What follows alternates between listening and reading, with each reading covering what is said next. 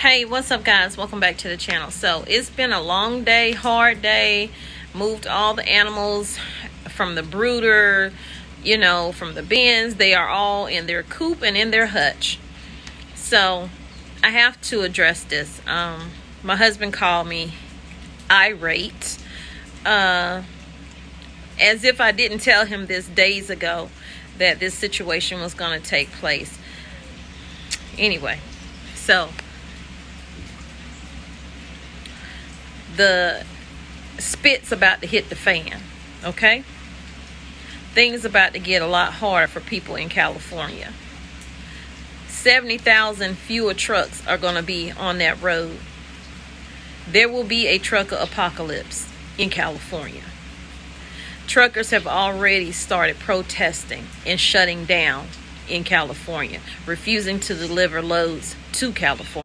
If you haven't checked out my story that I did on AB 5, where that law has now been put into effect, it is now illegal for owner-operators to operate in the state of California.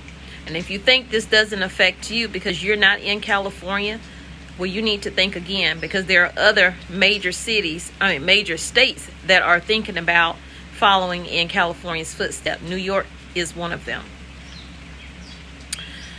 New Jersey is one of them. And this is coming from my husband, who's a truck driver. Okay, those aren't places that he drives to anymore. Can't stand going to California in the first place.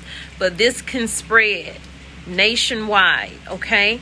So it's not just going to affect California. And here's some of the things that's going to take place. Many of the port drivers in California are owner-operators, okay? The fact that they're owner-operators and they're already struggling to get shipments moved out and sent to stores and this, that, and the third, right?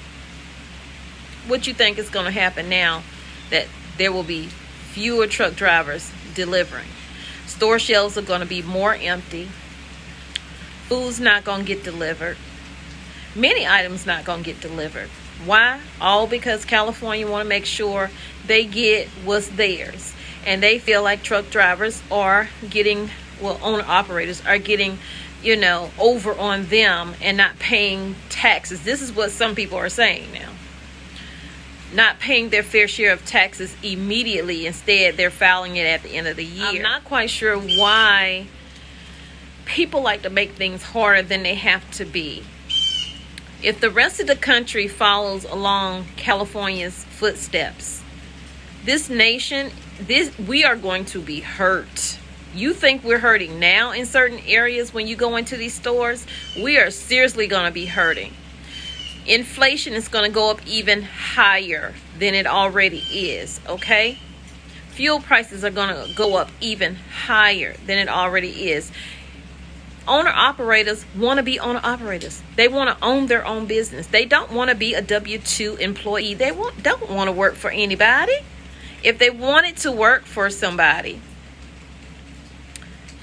why would they invest so much into their trucks, into their trailers, or whatever they have that they're hauling? My husband started driving trucks because it gave him freedom to choose when he's working, how far he's going out to work. Now, when he first started, he did the work for a company and all this other stuff, and he was getting shortchanged there. He wasn't getting what he is getting now as an owner-operator. But they want quarterly taxes. They want what they want is to fatten their pockets. Let me just be clear on that.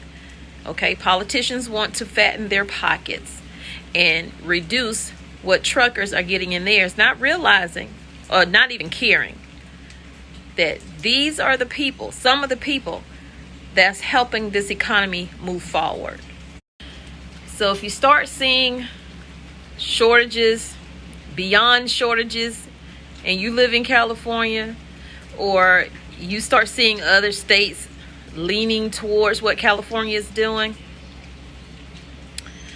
you need to worry. you need to worry, especially if you haven't been stocking up. You need to worry because things are really going to be running low. Half the time, people don't even want to drive to California because they have so many laws against truck drivers. What do they have against the truck drivers? Especially considering they need them to deliver their items from the port. So I think they're picking that fight, and I don't know who's going to win in the end. Some truck drivers are just going to have to make that hard decision. Am I going to work for a company, or am I just going to have to try to up and move my entire family, if you have a family, to a whole nother state? And then what if the next state does the same thing? 70,000 owner-operators have 7 days to scramble in California to figure out what the F they're going to do. The Supreme Court decided yesterday that the AB 5 law coming out of California will now apply to trucking as well. So AB 5 has already been a law in California for quite a few years now. It started with Uber and Lyft drivers protesting that they wanted to be W-2 employees rather than side gig independent contractors because they felt like they were getting ripped off. While it's benefited them, it is negatively impacted. I'm gonna go as far as saying hundreds of thousands of freelance independent contractors, gig workers across the state of California over the last few years. So it basically makes it illegal for an owner-operator to be leased under another carrier. And I'm going to read the legal jargon language, and then I'm going to kind of explain in layman's terms. So the law states that the work performed by the worker has to be outside the usual scope of work of the employer. And because the owner-operator and the carrier that they're leased under basically do the same thing, it's illegal. It's illegal to do that. What? Like, this makes zero sense. So I can hear y'all saying already, oh, well, I don't live in California, or I don't drive in California, or I'm not leased under a carrier in California. Look. Laws like this start small and spread. This is a concern for all of us. Got the helicopter up there as well. Hopefully we get some attention here. Truckers don't want the government involved in this.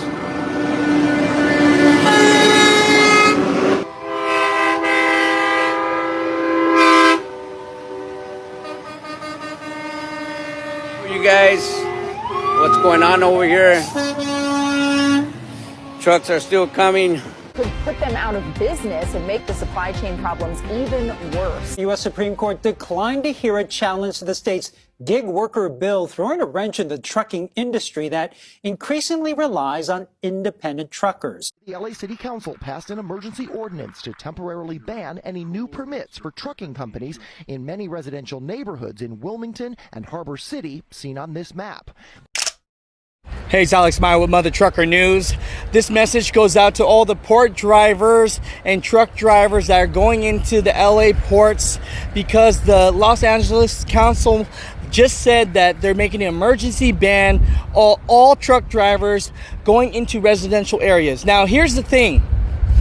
When you follow your trucker GPS, it's going to take you through trucking routes. And some of these trucking routes will go through residential areas that right now do not have any signs that say no semi-trucks.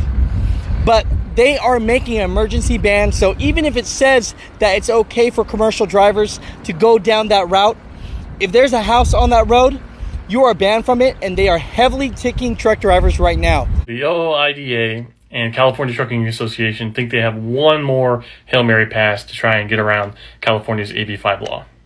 And what they're going to try and use is the Commerce Clause.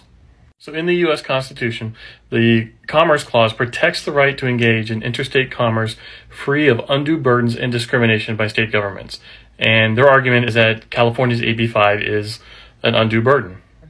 Owner-operators, I need your help in clarifying this AB5 law for the people in the back. So the narrative being pushed is that y'all were being taken advantage of by these employers as 1099 independent contractors, and that you needed Big Brother to step in and help and protect you, which could not be farther from the truth. It's almost sickening. Lease-on owner-operators choose to be 1099 contractors. They buy their own trucks, so they have control over the how, what, and when of their paycheck.